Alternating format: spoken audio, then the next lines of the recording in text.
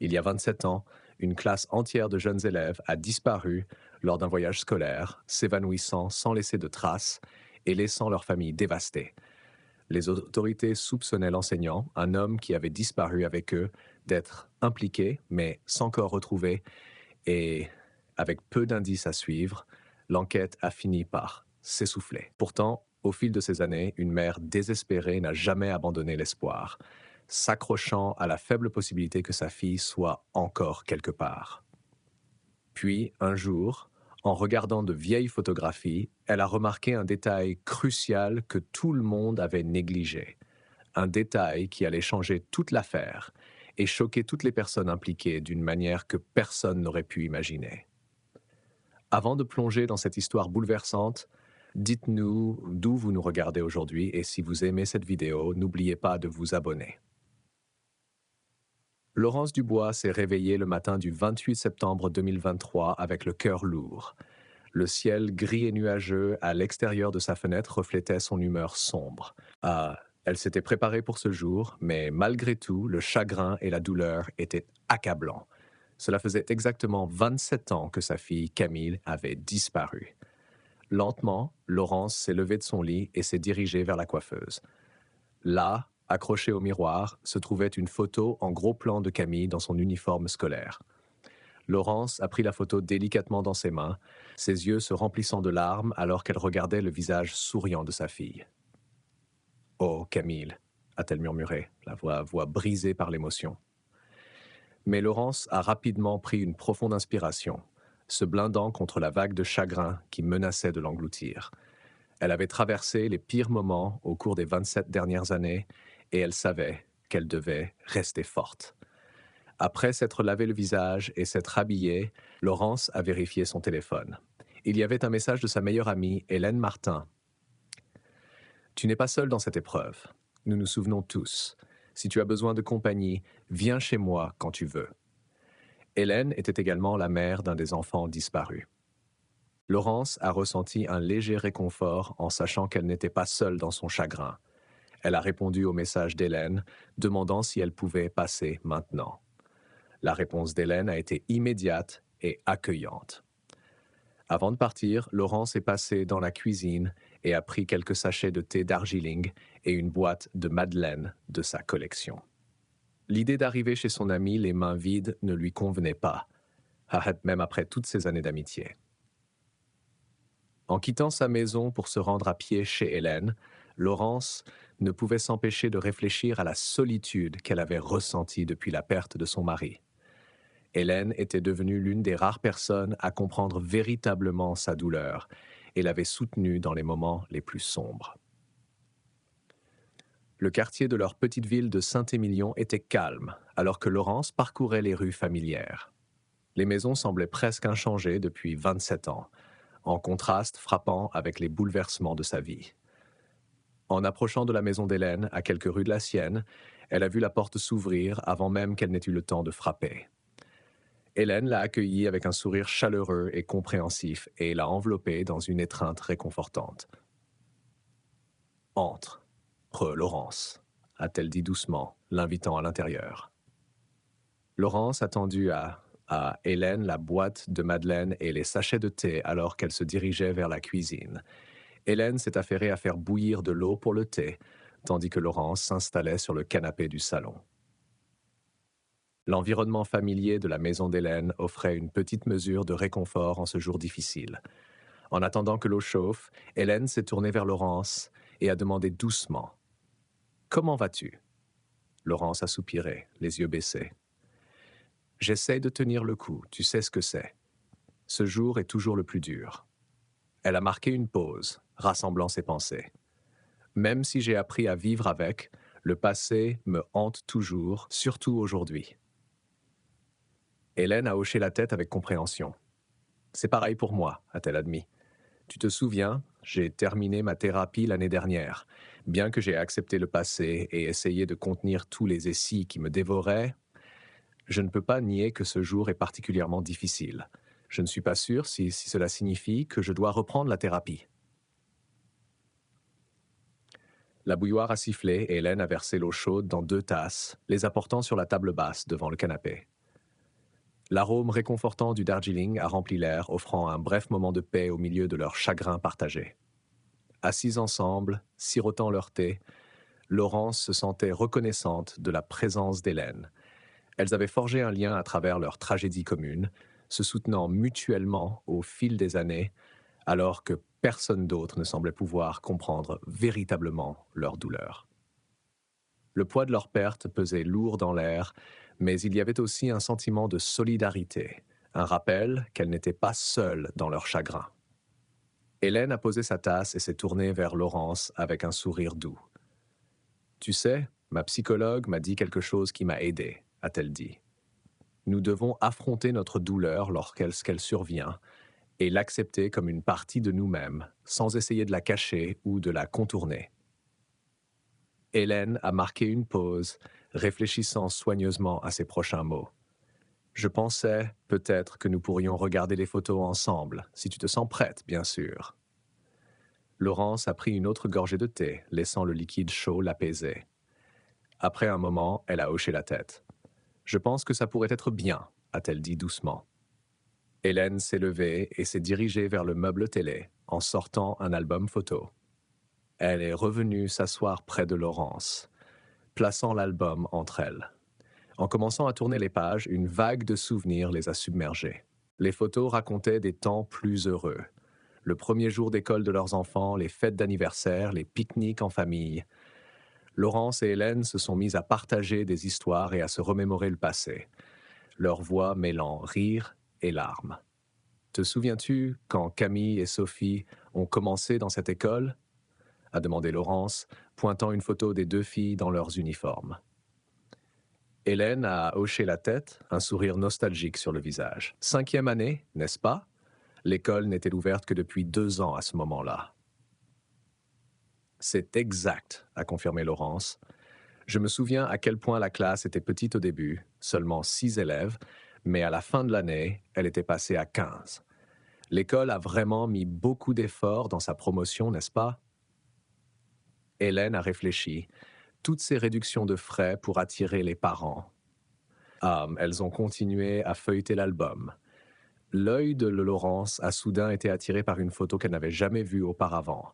Elle montrait Camille et Sophie, ainsi que certains de leurs camarades de classe, travaillant sur un projet scientifique lors de la foire scientifique de l'école.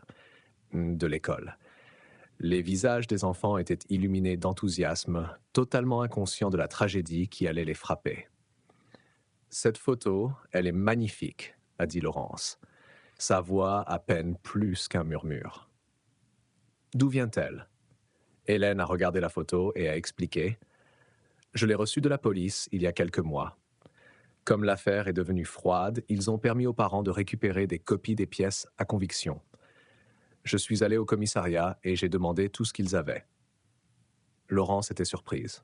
Je ne savais pas qu'on pouvait faire ça. Si j'avais su, j'aurais aussi demandé des copies. Hélène lui a adressé un sourire triste. Peut-être que c'est mieux que tu ne l'aies pas fait.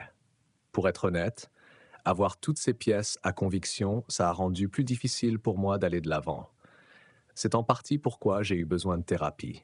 J'ai passé tant de nuits blanches à examiner ces dossiers, à chercher quelque chose, n'importe quoi, qui pourrait nous donner des réponses. En continuant à regarder les photos, Laurence est tombée sur une autre image inconnue. C'était une photo de classe prise devant un bus scolaire jaune, le même bus qui avait emmené les enfants lors de ce voyage fatidique. Laurence a étudié la photo attentivement, ses yeux scrutant chaque visage. Soudain, elle a remarqué quelque chose qui a fait bondir son cœur. « Hélène », a-t-elle dit, sa voix empreinte de confusion et d'un soupçon d'espoir, « pourquoi la principale Élise Moreau est-elle sur cette photo ?» Je pensais que M. Lefebvre, l'enseignant, était parti seul avec les enfants et un seul membre du personnel ce jour-là. Hélène s'est penchée pour regarder la photo de plus près. « Tu sais, je ne suis pas tout à fait sûre, » a-t-elle dit, fronçant les sourcils. J'ai entendu des rumeurs de certains autres parents selon lesquels le membre du personnel était en fait la principale, mais je n'y ai jamais vraiment prêté attention. Laurence ne pouvait se défaire du sentiment que quelque chose n'allait pas. Pendant toutes ces années, elle avait cru qu'il n'y avait que l'enseignant et un co-enseignant ou un membre du personnel administratif lors de ce voyage. La présence de la principale sur cette photo soulevait des questions qu'elle n'avait jamais envisagées auparavant. Alors que Laurence ouvrait la bouche pour exprimer ses préoccupations, Hélène a doucement posé une main sur son bras. « Laurence, a-t-elle dit doucement, je reconnais ce regard dans tes yeux. Nous sommes déjà passés par là, pensant avoir trouvé quelque chose de crucial des dizaines, voire des centaines de fois. Ce n'est pas bon pour nous de nous accrocher à de faux espoirs. » Laurence voulait argumenter, insister que ce détail pourrait être important, mais elle voyait l'inquiétude dans les yeux d'Hélène. Elle a pris une profonde inspiration, essayant de calmer la vague d'émotion en elle. « Tu as raison, a-t-elle dit finalement, bien qu'une partie d'elle s'accrochait encore au doute persistant. Ce n'est probablement rien. » Hélène lui a adressé un sourire compatissant et est revenue à l'album photo. « Regarde, a-t-elle dit, pointant le bus en arrière-plan.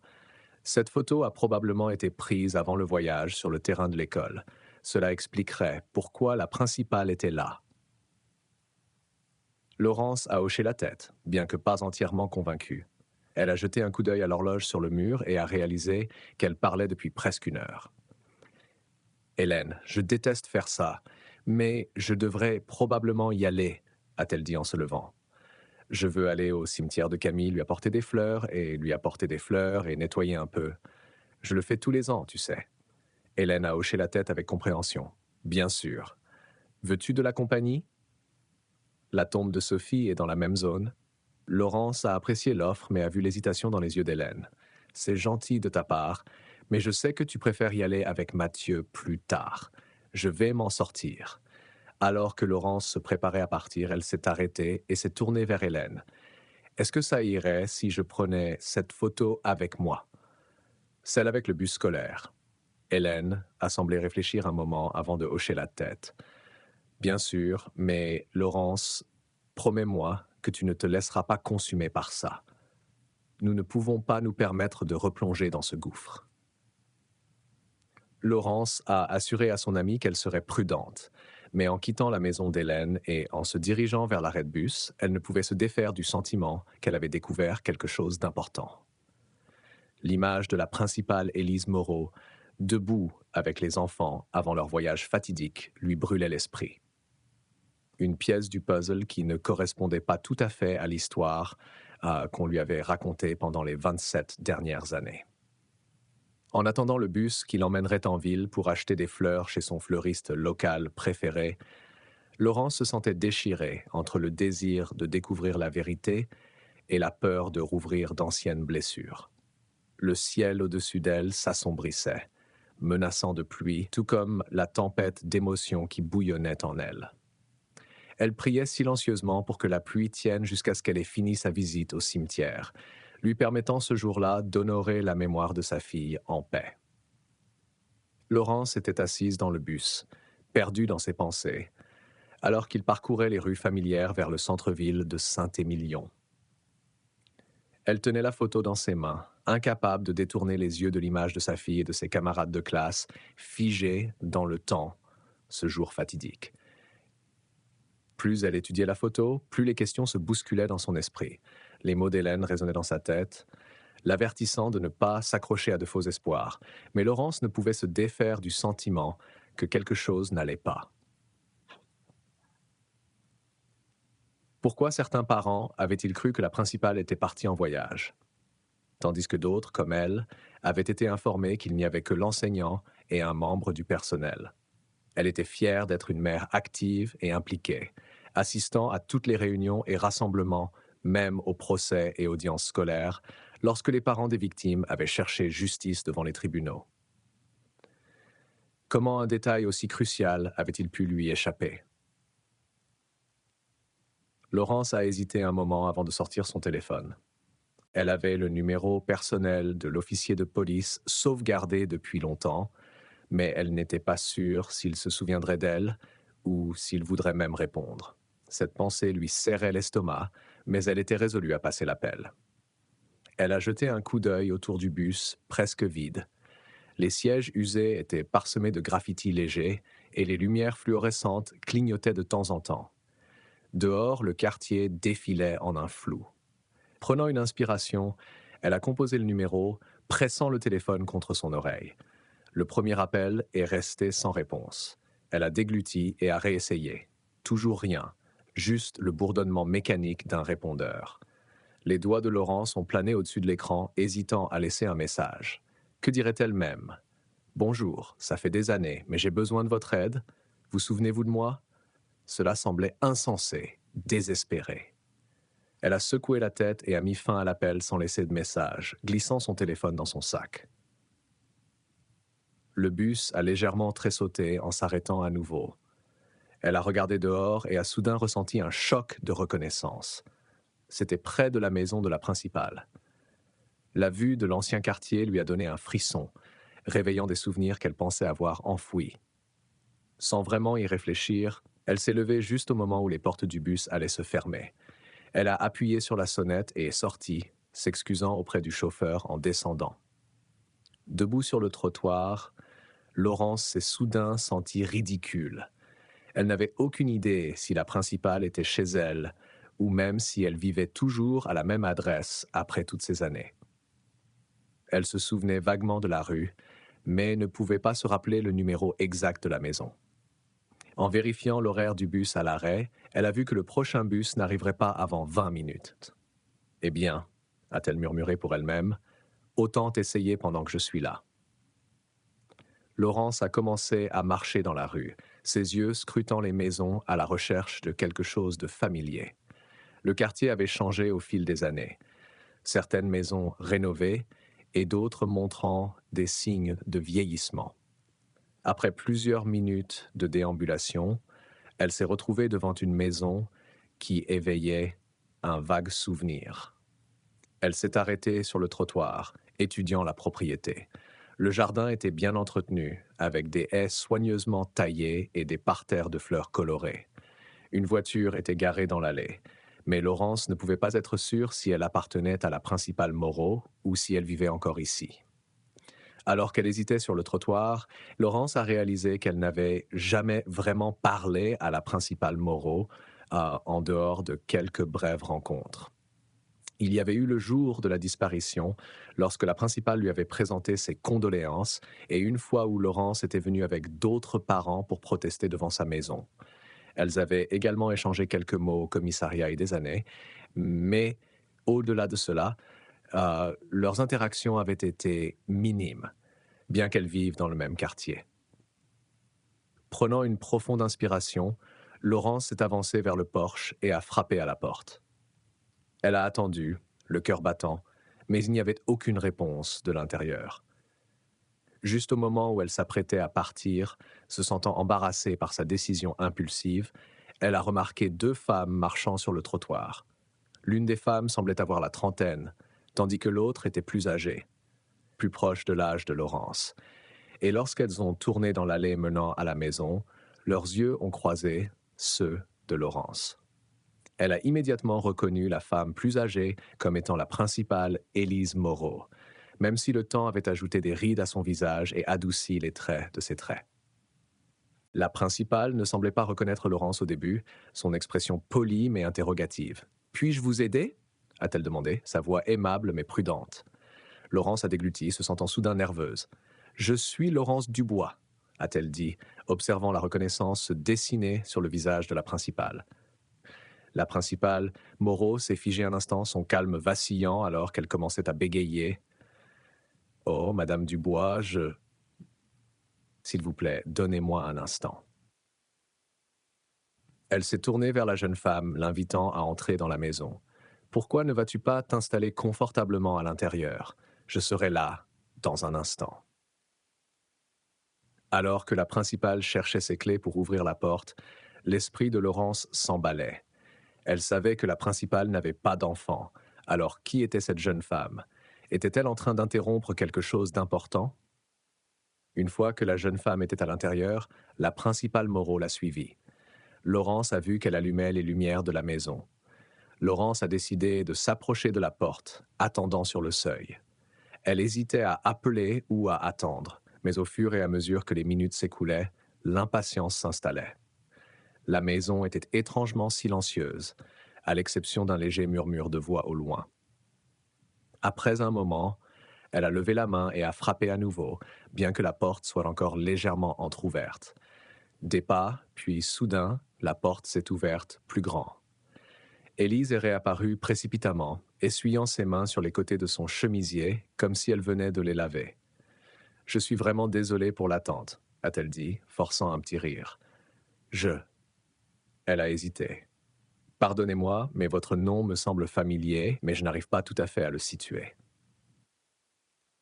Laurence a inspiré profondément avant de répondre. « Je suis la mère de Camille Dubois », a-t-elle dit, observant attentivement la réaction de la femme. Ma fille était dans la classe de 5e année en 1996. Elle a disparu pendant le voyage scolaire. Le visage de la principale a pâli et elle a lutté pour maintenir son sourire. Laurence ne pouvait s'empêcher de remarquer à quel point elle semblait nerveuse, ses yeux passant de Laurence à la femme à l'intérieur à travers la porte à peine entr'ouverte. Derrière elle, Laurence a aperçu la femme debout dans la maison. Elle ne participait pas à la conversation, mais elle restait en arrière-plan, comme si elle observait, écoutait. La principale Moreau s'est éclairci la gorge, essayant de reprendre son calme. « Madame Dubois, je ne suis plus la principale de l'école, vous savez. J'ai pris une retraite anticipée il y a quelques années. Puis-je vous demander pourquoi vous êtes ici ?» Laurence a marqué une pause un instant avant de décider d'être directe. « J'ai une question concernant le jour du voyage scolaire. Je suis désolée de venir sans prévenir. J'étais dans le coin quand cela m'est venu à l'esprit, a-t-elle dit, gardant sa voix stable malgré le tumulte intérieur. Je ne prendrai pas beaucoup de votre temps, je le promets. La principale a jeté un autre regard par-dessus son épaule à la femme à l'intérieur, puis est revenue à Laurence. D'accord, a-t-elle dit à contre-cœur, mais je ne peux pas rester longtemps. J'ai une invitée qui m'attend. Laurence a hoché la tête en signe de compréhension et a fouillé dans son sac en sortant la photo de classe. Elle l'a tendue pour que la principale Moreau la voie. « Cette photo, a commencé Laurence, a-t-elle été prise à l'école ou pendant le voyage ?»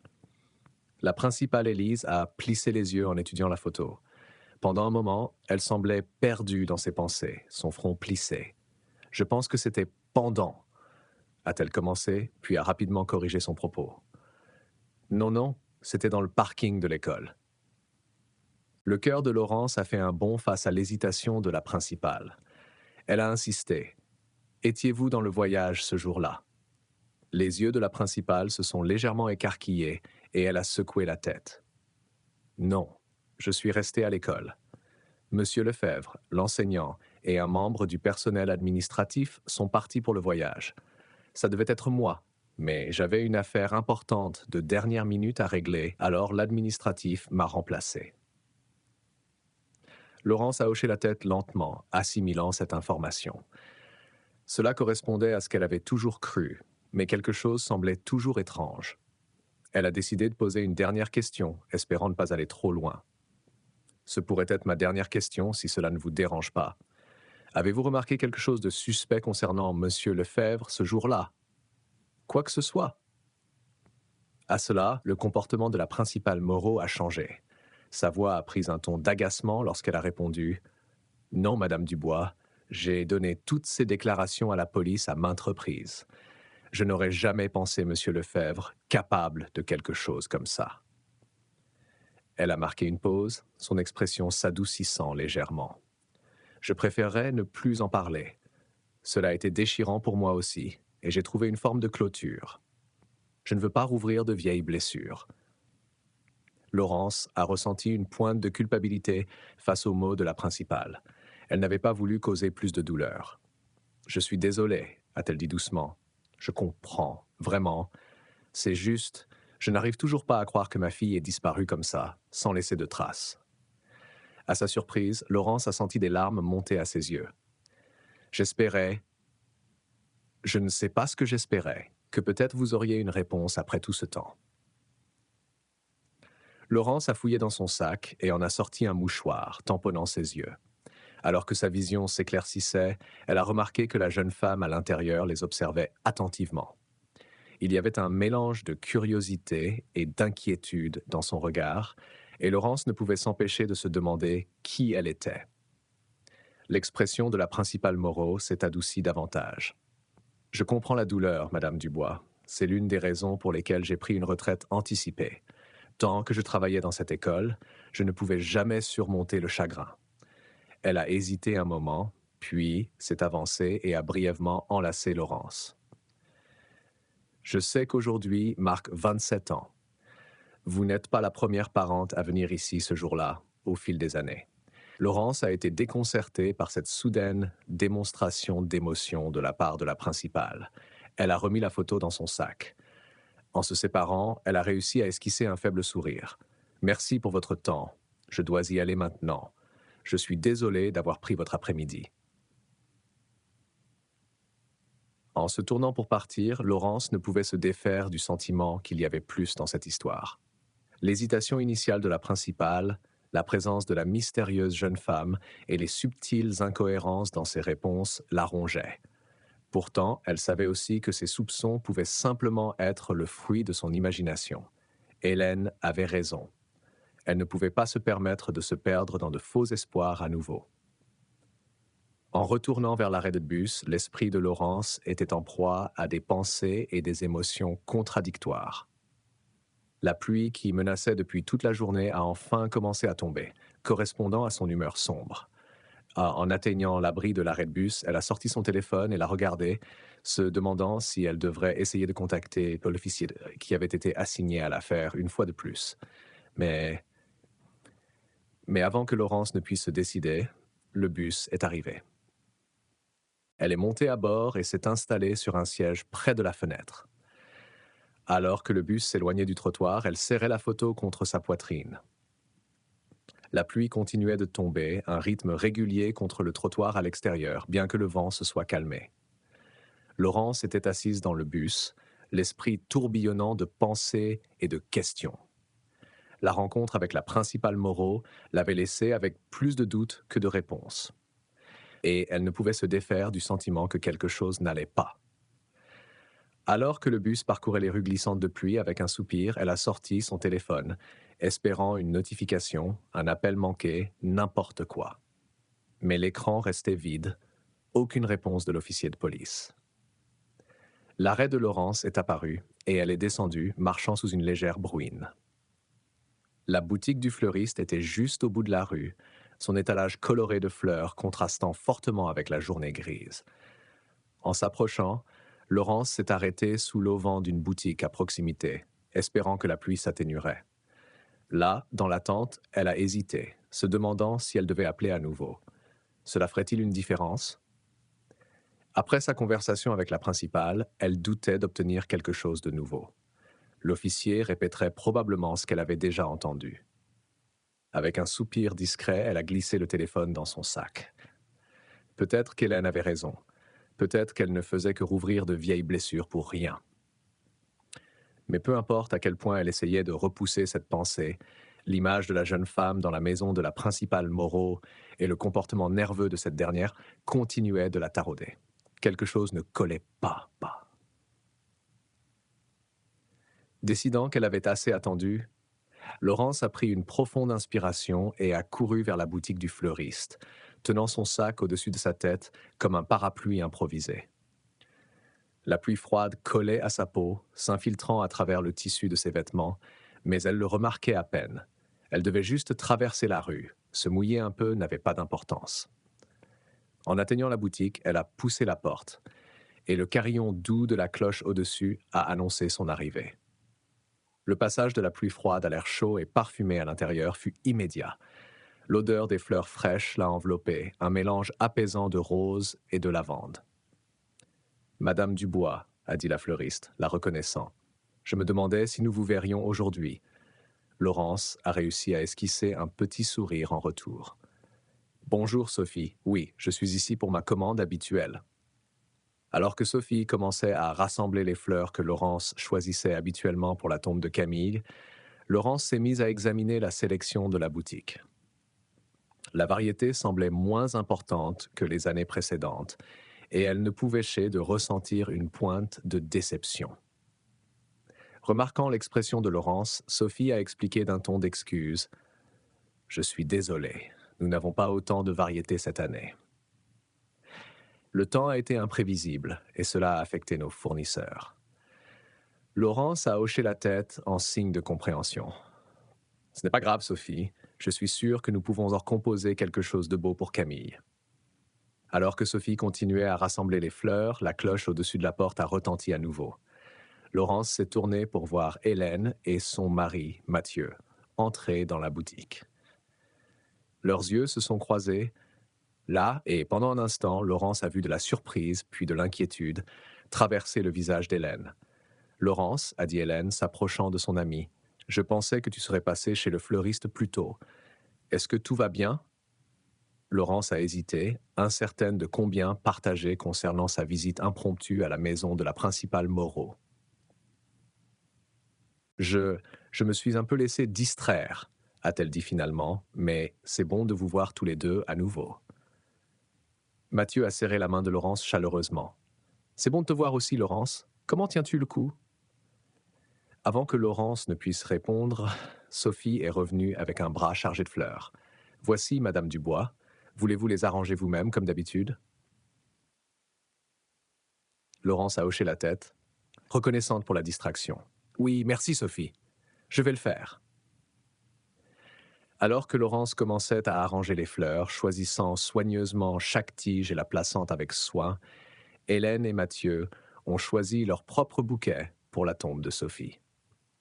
La boutique était silencieuse, à l'exception du bruissement doux du papier et du murmure occasionnel de la conversation entre le couple. Laurence s'est perdue dans ses pensées en travaillant, avec ses mains bougeant presque d'elles-mêmes alors qu'elle créait un bel arrangement. La tâche familière était apaisante, permettant à son esprit de revenir à sa rencontre avec la principale Moreau. Devrait-elle en parler à Hélène? Son amie comprendrait-elle ses soupçons ou penserait-elle que Laurence cherchait des chimères à nouveau? En finissant de nouer un ruban autour du bouquet, Laurence a levé les yeux pour voir Hélène l'observer avec un mélange d'affection et d'inquiétude. « C'est magnifique, Laurence, » a dit Hélène doucement. Camille l'aurait adoré. Laurence a senti des larmes lui piquer les yeux à la mention du nom de sa fille. « Merci, » a-t-elle réussi à dire. « J'espère que oui. » Ils se sont dirigés vers le comptoir pour payer leurs fleurs. Alors que Sophie enveloppait le bouquet d'Hélène, Laurence s'est mise à étudier le visage de son amie. Il y avait une tristesse là-dedans, un poids de chagrin que Laurence reconnaissait trop bien, mais il y avait aussi un calme, un sentiment d'acceptation que Laurence enviait. « Hélène, » a dit Laurence soudainement, sa voix basse, « il y a quelque chose que je dois te dire à propos d'aujourd'hui. » Hélène s'est tournée vers elle, la curiosité mêlée d'inquiétude dans ses yeux. « Qu'est-ce que c'est, Laurence ?» Laurence a pris une profonde inspiration, se préparant. « Après avoir quitté ta maison, je suis allé voir la principale Moreau. » Les yeux d'Hélène se sont écarquillés de surprise. « Tu as fait quoi? Pourquoi ?» Avant que Laurence ne puisse expliquer, Sophie leur a tendu leur bouquet enveloppé. « Voici, mesdames, j'espère que cela vous apportera un peu de réconfort aujourd'hui. » Laurence et Hélène l'ont remerciée, et en se tournant pour quitter la boutique, Laurence pouvait sentir le poids du regard interrogateur d'Hélène. Elle savait qu'elle devait une explication à son amie, mais elle n'était pas sûre de comment exprimer ses soupçons sans donner l'impression de poursuivre des fantômes. En sortant sur le trottoir, la pluie avait enfin cessé, laissant une odeur fraîche et propre dans l'air.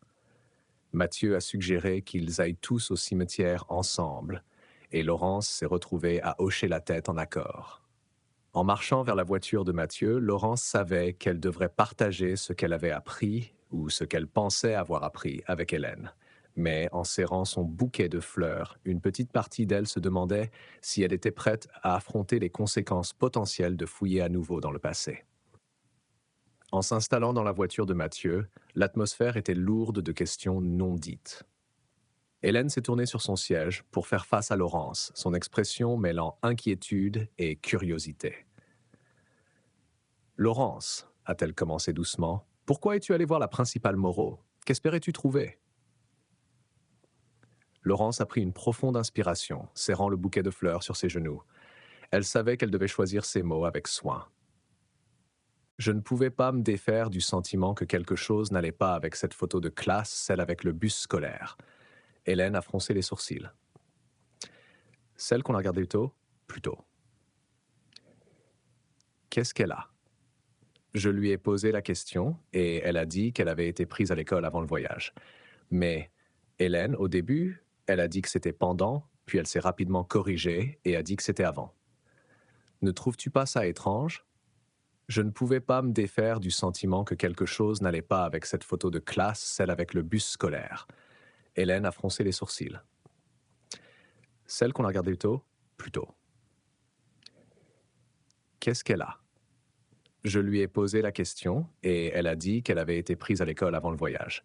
Mais Hélène, au début, elle a dit que c'était pendant, puis elle s'est rapidement corrigée et a dit que c'était avant. Ne trouves-tu pas ça étrange? J'avais l'impression qu'elle cachait quelque chose, a expliqué Laurence, sa voix devenant plus animée, le poids du soupçon plus lourd sur sa poitrine. Mathieu a jeté un coup d'œil à Laurence dans le rétroviseur, son expression neutre. Laurence, ça fait 27 ans. La mémoire peut nous jouer des tours, surtout avec un événement aussi traumatique. Laurence a hoché la tête, reconnaissant son point de vue. Je sais, mais il y avait autre chose. Quand je suis arrivé chez elle, il y avait une jeune femme là-bas, quelqu'un que je n'avais jamais vu auparavant, et la principale. Elle semblait nerveuse, comme si elle ne voulait pas que cette femme sache de quoi nous parlions. Hélène et Mathieu ont échangé un regard que Laurence ne pouvait pas tout à fait déchiffrer. Après un moment de silence, Hélène a parlé, sa voix douce mais ferme. Laurence, je comprends le besoin de trouver des réponses. Crois-moi, je le comprends. Mais nous sommes déjà passés par là. Te souviens-tu, il y a 3 ans, quand tu pensais avoir trouvé un lien entre le chauffeur de bus et cette affaire classée en Bretagne? Laurence a ressenti une vague de gêne à ce souvenir. Elle avait passé des semaines convaincue d'avoir découvert un indice vital, pour finalement n'aboutir à rien. C'est différent, a-t-elle insisté, bien qu'une petite partie d'elle se demandait si elle essayait de se convaincre autant que ses amis. La voiture est devenue silencieuse alors qu'il conduisait à travers les rues familières vers le cimetière. Laurence regardait par la fenêtre, observant la ville céder la place à des environs plus ruraux. Le ciel s'éclaircissait, des taches de bleu apparaissant entre les nuages. En approchant des portes du cimetière, Mathieu a brisé le silence. « Laurence, nous tenons à toi. Nous ne voulons pas te voir souffrir à nouveau à cause de faux espoirs. » Laurence a hoché la tête, sentant une boule se former dans sa gorge. « Je sais, » a-t-elle dit doucement. « C'est juste, je ne peux pas m'empêcher de ressentir ça. Camille et Sophie et tous les autres méritent plus que l'acceptation. Ils méritent la vérité. » Hélène a tendu la main en arrière et a serré celle de Laurence. « Ils le méritent, » a-t-elle convenu, mais parfois la vérité, c'est que nous ne saurons peut-être jamais tout, et c'est quelque chose que nous devons apprendre à accepter. Alors que Mathieu garait la voiture, Laurence sentait un mélange d'émotions l'envahir. Le chagrin familier, l'espoir persistant et maintenant un nouveau sentiment de détermination. Elle savait que ses amis voulaient son bien, mais elle ne pouvait se défaire du sentiment que sa rencontre avec la principale Moreau avait ouvert une porte longtemps fermée. Ils sont sortis dans l'air frais et humide, l'odeur de la terre fraîchement retournée persistant alors qu'ils avançaient dans le cimetière. La pluie avait cessé, laissant une tranquillité presque étrange. Leurs pas étaient étouffés par le sol mouillé, alors qu'ils se dirigeaient vers les tombes de Camille et Sophie, proches mais pas côte à côte, mais assez près pour que Hélène et Laurence les aient arrangés ensemble, un petit réconfort dans leur chagrin partagé. Laurence s'est approchée de la pierre tombale de Camille en premier, le cœur lourd alors qu'elle s'agenouillait, plaçant doucement le bouquet de fleurs à sa base. Les pétales, encore frais de la rosée du matin, ajoutaient une petite touche de couleur contre la pierre grise. Elle a passé ses doigts sur le nom gravé, traçant chaque lettre comme si elle le mémorisait à nouveau. Cela lui brisait toujours le cœur que cette pierre tombale marquait une tombe vide. Aucun corps en dessous, aucune véritable clôture. Ils avaient eu besoin d'un endroit pour diriger leur chagrin, un lieu tangible à visiter, mais l'absence des restes de Camille la hantait. Ce monument de pierre était à la fois un réconfort et un cruel rappel de tout ce qu'ils ignoraient. Avec un soupir discret, elle a fouillé dans son sac en sortant la photo usée. Elle l'a tenue, étudiant le visage de sa fille, ses doigts caressant l'image distraitement. La douleur dans sa poitrine s'est intensifiée alors que les souvenirs affluaient. Le rire de Camille, la façon dont elle tirait sur sa manche quand elle voulait de l'attention, la dernière fois que Laurence l'avait embrassée pour lui dire au revoir. Les larmes lui sont montées aux yeux, débordant alors qu'elle se laissait aller à son chagrin, la douleur aussi vive qu'au jour où tout s'était passé. Elle n'a pas essayé d'arrêter les sanglots cette fois, les laissant venir librement. Après un moment, lorsque le poids de son chagrin s'est allégé juste assez pour respirer, Laurence a essuyé ses larmes et s'est levée lentement. Elle s'est tournée, jetant un coup d'œil vers Hélène et Mathieu, qui se tenaient près de la tombe de Sophie à quelques mètres, son expression perdue dans un deuil silencieux. Laurence a pris une profonde inspiration et a avancé, prête à les rejoindre, mais juste au moment où elle s'apprêtait à approcher Hélène, quelque chose a attiré son attention. Laurence s'est arrêtée net. Au loin, près de la parcelle où la plupart des enfants de l'école étaient enterrés, elle a vu une silhouette familière. C'était la jeune femme de la maison de la principale Moreau. Elle ne passait pas simplement, elle se tenait immobile, regardant une pierre tombale, les mains jointes comme en contemplation silencieuse. Le pouls de Laurence s'est accéléré. Était-ce une simple coïncidence ou y avait-il quelque chose de plus? Mettant son chagrin de côté pour le moment, Laurence a observé la femme. Elle se tenait dans la section du cimetière où la plupart des enfants disparus de l'école avaient été mis en repos. Beaucoup de familles avaient choisi ce lieu de sépulture. C'était le seul cimetière approprié, pas trop loin du quartier. Le cœur de Laurence a commencé à s'emballer. Sans réfléchir davantage, elle s'est tournée dans l'autre direction, tapotant doucement le bras d'Hélène. « Je reviens tout de suite », a-t-elle murmuré, sa voix à peine plus qu'un chuchotement.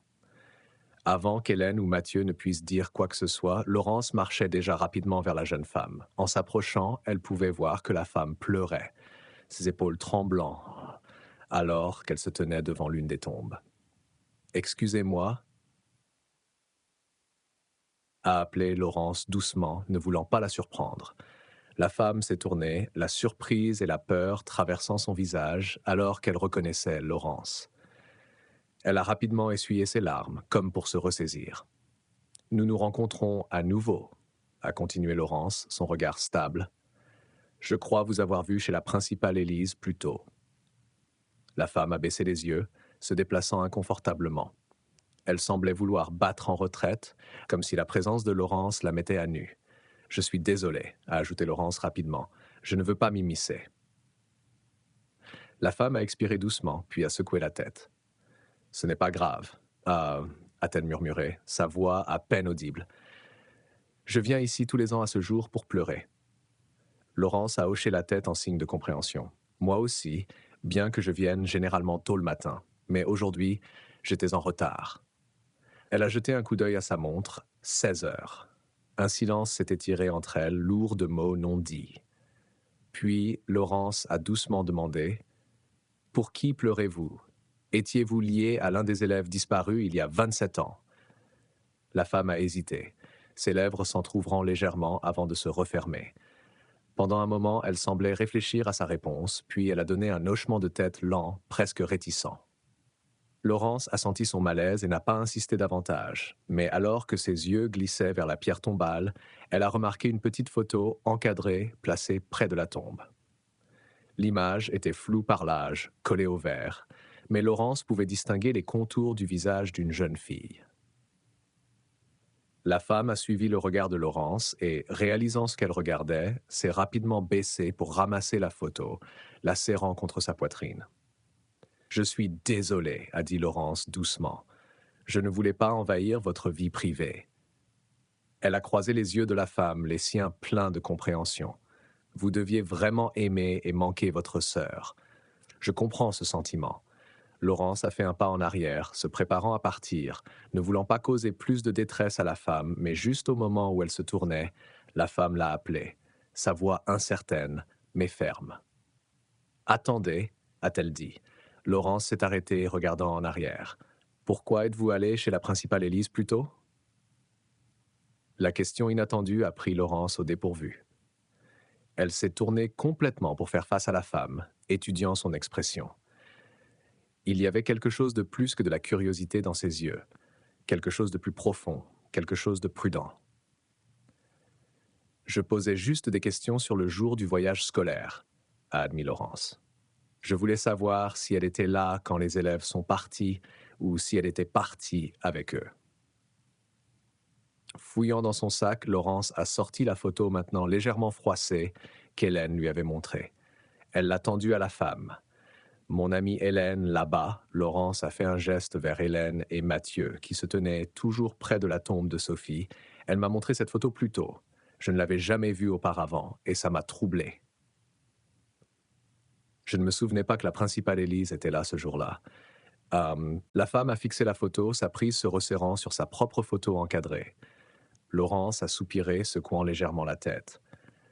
La principale Élise a confirmé que cette photo a été prise dans le parking de l'école avant le voyage, mais elle s'est interrompue, incertaine de comment finir sa pensée. La femme a regardé la photo, son expression changeant alors qu'elle observait les visages des enfants. Un petit rire lui a échappé, léger mais teinté de tristesse. Mais ensuite, alors que son regard s'attardait sur un visage en particulier, des larmes ont glissé sur ses joues.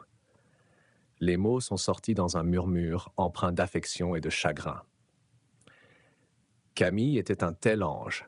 Son ton n'était pas celui de la haine. Plutôt, il portait une chaleur douce amère qui a touché le cœur de Laurence. Les oreilles de Laurence se sont dressées au nom.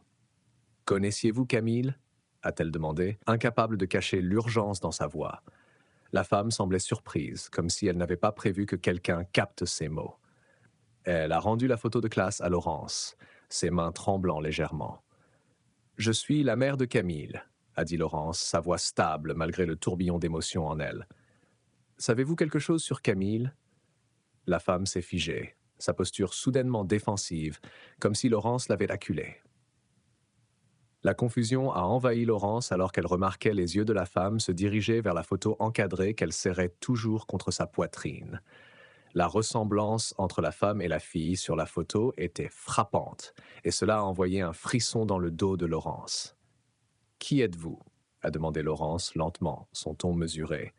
« Êtes-vous cette fille » Elle a pointé la photo, son cœur battant la chamade. La réponse de la femme fut immédiate et véhémente. « Non » a-t-elle crié, mais la peur dans sa voix suggérait le contraire, comme si elle essayait de masquer une vérité plus profonde. « Ce n'est pas grave » a dit Laurence doucement, s'approchant. « Vous n'avez pas à avoir peur. Êtes-vous une des survivantes? Cette fille ?» La femme a secoué la tête rapidement, la panique traversant ses yeux, mais la rapidité de son déni n'a fait que renforcer les soupçons de Laurence. Cela semblait être un autre mensonge. « Je pense que vous vous trompez. Ce n'est pas moi », a insisté la femme, mais Laurence pouvait voir le conflit dans son regard. « Non », a répondu Laurence, sa voix ferme mais compatissante. « Vous savez que c'est vous à 100%. » Les épaules de la femme se sont affaissées et elle semblait vaincue. « Vous ne voulez pas savoir qui je suis » a-t-elle murmuré, sa voix à peine audible. « C'est mieux pour tout le monde. » « S'il vous plaît » a plaidé Laurence, la désespérance s'insinuant dans ses mots. « Pendant toutes ces années, je n'ai jamais pu comprendre la disparition de ma fille. Ça me dévore vivante. Je viens ici tous les ans pour lui rendre hommage, et après quelques mois, la douleur dans mon cœur s'apaise, mais ensuite, ce jour arrive, et c'est comme un cycle infernal, un tourment sans fin pour mon âme. » Des larmes lui sont montées aux yeux alors qu'elle s'approchait, son cœur douloureux pour des réponses. « Si vous savez quelque chose, je vous en prie, dites-le-moi. » Les yeux de la femme scintillaient d'émotion, et Laurence a continué, sa voix devenant plus stable. « Pourquoi étiez-vous chez la principale Élise plus tôt? Vous ne pouvez pas être sa fille. Je sais qu'Élise n'a pas de fille. » La question flottait dans l'air, lourde d'implications non dites. La respiration de la femme s'est arrêtée, et pendant un moment, il semblait que le monde s'était arrêté, toutes deux prises dans un réseau de secrets et de vérités indicibles. Après une lourde pause, la femme a finalement cédé, sa voix à peine plus qu'un chuchotement. Vous avez raison. Je, je suis l'une des élèves disparues, une survivante. Le cœur de Laurence s'est emballé, l'incrédulité l'envahissant. Quoi? A-t-elle haleté, luttant pour assimiler le poids des mots de la femme. Qui? Qui êtes-vous? La femme a confirmé. Je m'appelle Amélie Fournier. Une reconnaissance a envahi Laurence. Le nom d'Amélie était gravé sur la pierre tombale qu'elle avait vue lors d'innombrables visites, un rappel obsédant de la tragédie. Vous étiez dans la classe de ma fille, a murmuré Laurence, essayant de contenir sa réaction. Votre famille savait-elle que vous étiez en vie? Amélie a secoué la tête, son expression lourde de douleur. Non. C'est pourquoi je viens à la tombe plus tard dans la journée. Mes parents viennent toujours le matin. Laurence a hoché la tête, se souvenant des fois où elle avait vu les parents d'Amélie au cimetière, toujours à la même heure, leur visage marqué par le chagrin. « Pourquoi n'êtes-vous pas rentré chez vous » a-t-elle demandé doucement, ne voulant pas fouiller, mais incapable de contenir sa curiosité. « Je suis trop brisée » a répondu Amélie, sa voix tremblante. C'est une longue histoire.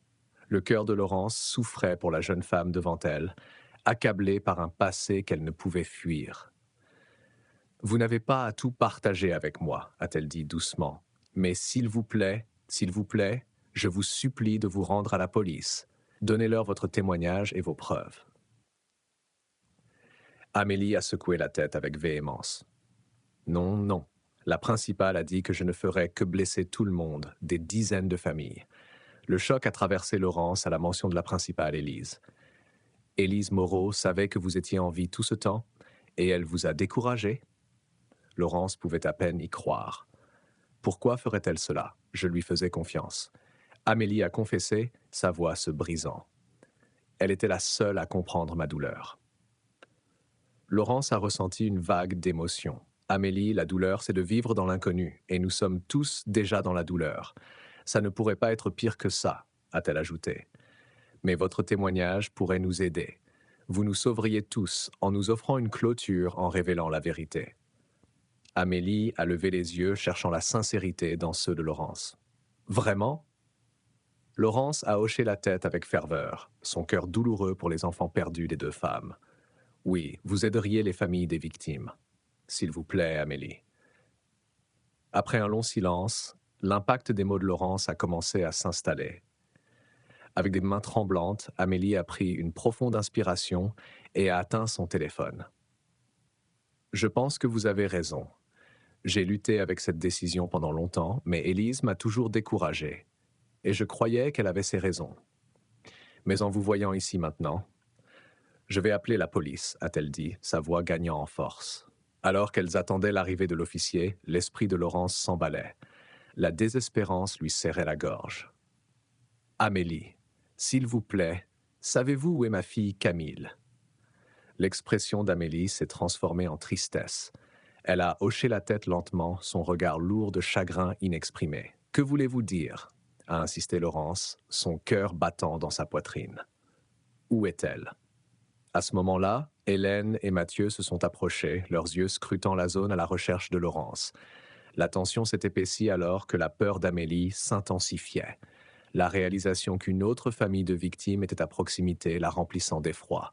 « Laurence, que se passe-t-il » a demandé Hélène, regardant entre son amie et l'étrangère. « Qui est-ce » Laurence a pris une profonde inspiration, essayant de calmer ses pensées tumultueuses. « Hélène, Mathieu, voici Amélie Fournier. Elle était dans le bus ce jour-là. Elle est en vie. » Juste au moment où Amélie ouvrait la bouche pour répondre, le hurlement lointain des sirènes de police a percé l'air. Le son semblait figé l'instant, et Amélie a instinctivement tressailli, ses instincts la poussant à fuir. Mais la voix de Laurence a percé le chaos. « Amélie, si vous aimez Camille et Sophie, vous leur devez de dire la vérité, » a-t-elle appelé, son ton ferme mais compatissant. Amélie s'est arrêtée, ses pieds enracinés sur place, alors qu'elle se tournait pour faire face à Laurence, Hélène et Mathieu. Elle a vu la confusion gravée sur leur visage et la désespérance dans les yeux de Laurence, qui semblait être une bouée de sauvetage au milieu de son tumulte. « D'accord, » a finalement dit Amélie, sa voix tremblante mais résolue. « Je parlerai, mais au commissariat. » Juste à ce moment-là, 2 officiers de police sont arrivés, leur présence ajoutant une urgence à la scène. Ils se sont approchés d'Amélie, confirmant si elle était celle qui avait appelé. « Quel est votre nom ?» a demandé l'un des officiers. « Amélie Fournier. Je suis l'une des survivantes des enfants disparus il y a 27 ans, a-t-elle déclaré, sa voix devenant plus stable alors qu'elle prononçait les mots qui étaient restés enfermés en elle pendant si longtemps. Les officiers ont échangé des regards avant que l'un d'eux ne contacte le commissariat par radio, demandant une vérification du système sur son nom. En attendant la confirmation, les officiers se sont tournés vers le petit groupe réuni dans le cimetière. « Nous avons besoin que tout le monde vienne avec nous au commissariat. Nous ne pouvons pas avoir de perturbations ici », a dit fermement un officier. Amélie a hoché la tête, son visage pâle mais déterminé, et elle a suivi les officiers jusqu'à leur voiture de patrouille. Laurence marchait aux côtés d'Hélène et de Mathieu, alors qu'ils se dirigeaient vers leur propre voiture, l'adrénaline courant dans ses veines. Une fois à l'intérieur, Laurence ne pouvait plus se retenir. « Vous n'allez pas croire ce qui vient de se passer », a-t-elle commencé, sa voix tremblante d'incrédulité. Elle a tout raconté à Hélène et Mathieu. La révélation sur Amélie, la connaissance de la principale d'une survivante et comment tout cela semblait être un puzzle sinistre avec des pièces manquantes. Mathieu a froncé les sourcils, plissant le front. Tout cela est tellement étrange. Pourquoi la principale nous cacherait-elle quelque chose comme ça? Je ne sais pas, admit Laurence, mais j'ai l'impression qu'il y a quelque chose de plus profond en jeu. Quelle que soit la vérité qu'Amélie détient, elle doit être assez importante pour mettre Élise en danger. En arrivant au commissariat, le trio est entré, l'atmosphère tendue par l'incertitude. Laurence a repéré l'officier Dupont, le même officier qu'elle avait essayé de contacter auparavant. Il a levé les yeux de ses papiers et s'est immédiatement approché d'eux. « Je suis désolé de ne pas avoir pu prendre votre appel plus tôt. » « J'étais occupé avec une affaire urgente, » a-t-il expliqué, sa voix empreinte d'excuses. Laurence ressentait un mélange de frustration et d'urgence. « Officier, vous devez prendre cela au sérieux. Amélie a confessé qu'elle est une survivante. Elle est enfin prête à parler, » a-t-elle insisté, son cœur battant la chamade. « Si c'est vrai, nous rouvrirons l'affaire, » a répondu l'officier Dupont, son attitude passant à une concentration sérieuse. Il a fait signe à Amélie de le suivre dans une salle d'interrogatoire, laissant Laurence, Hélène et Mathieu attendre anxieusement dans la zone d'attente stérile. Alors que la porte se fermait derrière Amélie, Laurence ressentait une vague d'espoir mêlée de peur. Elle ne pouvait qu'espérer qu'Amélie trouve le courage de dire la vérité, que ce moment apporte enfin des réponses, et peut-être une certaine forme de clôture pour toutes les familles touchées par la tragédie. Peu de temps après qu'Amélie ait été conduite dans la salle d'interrogatoire, Laurence, Hélène et Mathieu ont commencé à remarquer du mouvement dans tout le commissariat. Les officiers s'agitaient, leur voix s'élevant dans l'urgence alors qu'ils recevaient des ordres. L'air était chargé d'anticipation alors qu'ils entendaient des ordres criés.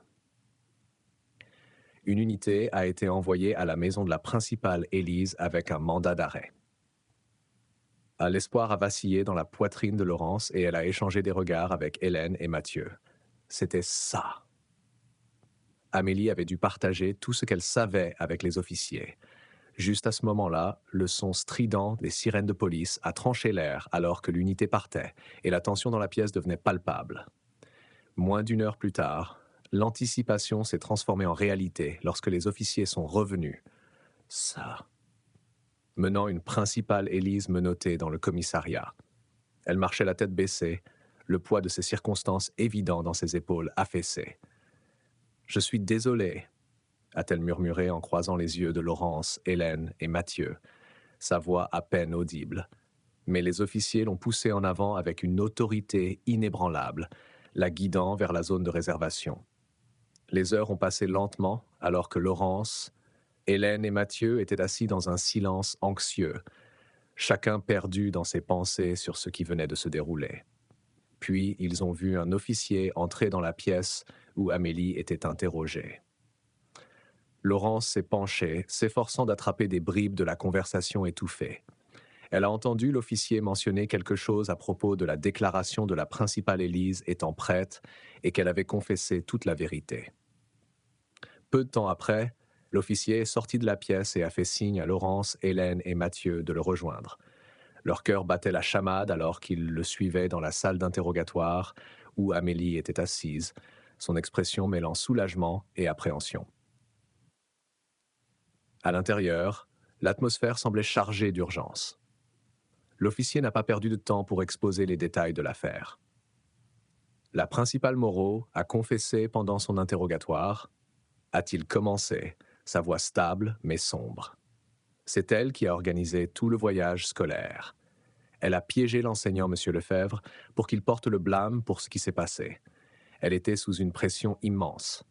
Elle avait des dettes qu'elle ne pouvait pas payer et les usuriers se sont révélés dangereux. Ils ont menacé sa famille.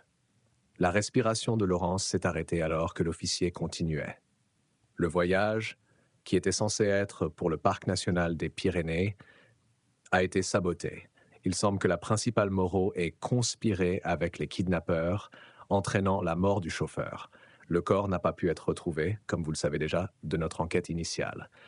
Ensuite, ils ont enlevé l'enseignant et les enfants, les transportant dans une zone frontalière en Espagne où tous les enfants ont été victimes de trafic et passés en contrebande dans un autre pays.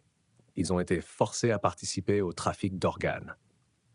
Le cœur de Laurence s'est effondré alors que l'officier hésitait, un regard sombre traversant son visage. Cela peut être difficile à entendre, mais je dois vous dire toute la vérité. Les élèves féminines ont été ciblées pour diverses formes d'exploitation par des gangsters espagnols en Espagne. Les élèves masculins? Il a marqué une pause, déglutissant difficilement. Ils ont été vendus à l'étranger pour le travail des enfants. Le poids de ces mots pesait dans l'air, lourd et suffocant. Laurence sentait son estomac se nouer alors que la réalité horrible de la situation s'installait. Elle a jeté un coup d'œil à Hélène et Mathieu, qui semblaient tout aussi stupéfaits, leur visage pâle alors qu'ils assimilaient les terribles révélations. Amélie était assise dans la pièce, les yeux baissés alors qu'elle parlait soudain à Laurence et Hélène. « J'étais la seule à m'en sortir vivante », a-t-elle chuchoté, sa voix tremblante sous le poids des souvenirs. Il y a 12 ans, j'ai réussi à m'échapper de l'homme qui m'avait acheté et forcé à l'exploitation. Même après m'être enfuie, j'étais trop traumatisée et mentalement détruite pour affronter mes parents. Son regard a vacillé vers Laurence et Mathieu, un mélange de honte et de douleur gravé sur son visage. C'est alors que j'ai repris contact avec la principale Moreau. Elle m'a aidé à construire une nouvelle vie, à payer pour mon appartement et couvert mes frais de subsistance. Mais en retour, je ne pouvais dire la vérité à personne. Elle disait que cela ne ferait qu'ajouter à la détresse des familles des victimes. Le cœur de Laurence s'emballait alors qu'elle assimilait les mots d'Amélie. Elle ne pouvait concevoir la manipulation émotionnelle qui avait gardé Amélie silencieuse si longtemps. Et les autres enfants? Quelqu'un d'autre a-t-il survécu? Ma Camille, a-t-elle demandé, la désespérance s'insinuant dans son ton. Amélie a secoué la tête lentement, sa voix à peine audible. Je ne sais vraiment pas pour les autres. Nous étions pour la plupart séparés, mais je me souviens que Camille et Sophie n'ont pas survécu. Camille, elle est morte le jour de l'enlèvement à cause d'une overdose qu'ils lui ont donnée. Sophie a suivi. Ils n'ont pas non plus bien dosé pour elle. À ces mots, Laurence et Hélène se sont effondrées en larmes, leur chagrin s'abattant sur elles comme une vague. Amélie a ressenti une pointe de culpabilité, son cœur douloureux pour la douleur qu'elle avait involontairement ravivée. « Je suis tellement désolée », a-t-elle murmuré, sa voix se brisant. C'est ce que je craignais le plus. La principale Élise avait raison. Mais Laurence, essuyant ses larmes, a secoué la tête fermement. « Tu as fait ce qu'il fallait, Amélie. C'est douloureux, oui, mais nous avons enfin une clôture. Nous pouvons commencer à guérir maintenant. » La police, ayant écouté attentivement, a pris la parole. Avec ces nouvelles preuves, nous pouvons rouvrir l'affaire. Grâce à vous, Amélie, nous pourrions être en mesure de localiser certains des autres élèves. Laurence, nous reconnaissons le traumatisme immense que vous avez enduré et nous ne vous tiendrons pas responsable d'avoir retenu des informations. Cependant, nous vous offrons une protection des témoins, car il est essentiel, maintenant que l'enquête sur le réseau de trafic commence. Nous anticipons qu'ils pourraient essayer de vous retrouver. L'officier a marqué une pause, son expression s'adoucissant alors qu'il regardait Laurence, Hélène et Mathieu. Je sais que cela doit être incroyablement difficile pour vous d'avoir l'espoir ravivé après toutes ces années. Seulement, pour. Il s'est interrompu, incapable de trouver les bons mots. Laurence a hoché la tête, sentant les larmes monter à nouveau dans ses yeux. Au moins, maintenant nous savons, a-t-elle dit doucement. Après toutes ces années, nous savons enfin ce qui est arrivé à nos enfants. Les autres familles de victimes méritent aussi de le savoir. La police a assuré à tout le monde qu'il contacterait les familles des autres victimes maintenant que l'affaire était rouverte. Alors qu'il se préparait à quitter le commissariat, Amélie est sortie de la salle d'interrogatoire. Elle semblait épuisée, son visage pâle et tiré, mais il y avait une légèreté en elle qui n'était pas là auparavant, comme si un grand poids avait été retiré de ses épaules. « Merci », a-t-elle dit à Laurence, sa voix épaisse d'émotion, de m'avoir cru, de m'avoir aidé à trouver le courage de parler. Laurence l'a enlacée, ressentant un lien avec cette jeune femme qui avait survécu à des horreurs inimaginables. « Merci d'avoir dit la vérité », a-t-elle chuchoté. « Tu nous as tous donné une chance de trouver une clôture. » Alors que Laurence, Hélène et Mathieu sortaient du commissariat dans la lumière déclinante du jour, Laurence ressentait un étrange mélange d'émotions. Il y avait du chagrin, bien sûr, une nouvelle vague de tristesse pour la fille qu'elle avait perdue, mais il y avait aussi un sentiment de paix, d'un chapitre enfin clos après être resté ouvert bien trop longtemps.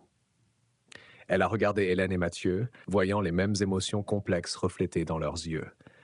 Ils avaient vécu dans l'incertitude pendant 27 ans, et bien que la vérité soit douloureuse, elle était aussi, à sa manière, un soulagement. « Et maintenant ?» a demandé Hélène doucement, alors qu'ils se tenaient sur le parking, le poids des événements de la journée pesant sur eux. Laurence a pris une profonde inspiration, regardant le ciel où les premières étoiles commençaient à apparaître. « Maintenant, a-t-elle dit, sa voix stable, nous honorons la mémoire de nos enfants en nous assurant que justice soit rendue et nous aidons Amélie à construire une nouvelle vie, la vie qu'on lui a refusée pendant si longtemps. » Alors qu'ils rentraient chez eux, Laurence ressentait un changement en elle. Le chagrin était toujours là, un compagnon constant après toutes ces années, mais à ses côtés maintenant, il y avait un sentiment de but, une détermination à aller jusqu'au bout, pour Camille, pour Sophie, pour tous les enfants perdus ce jour-là, et pour Amélie, qui avait survécu contre toute attente. Laurence a fait un vœu silencieux de continuer à se battre jusqu'à ce que la pleine vérité soit connue et que ceux responsables soient tenus pour responsables. La route à venir serait longue et sans doute douloureuse, mais pour la première fois en 27 ans, Laurence sentait qu'elle était enfin sur le chemin des réponses et peut-être éventuellement d'une sorte de paix qu'elle avait cru à jamais hors de portée.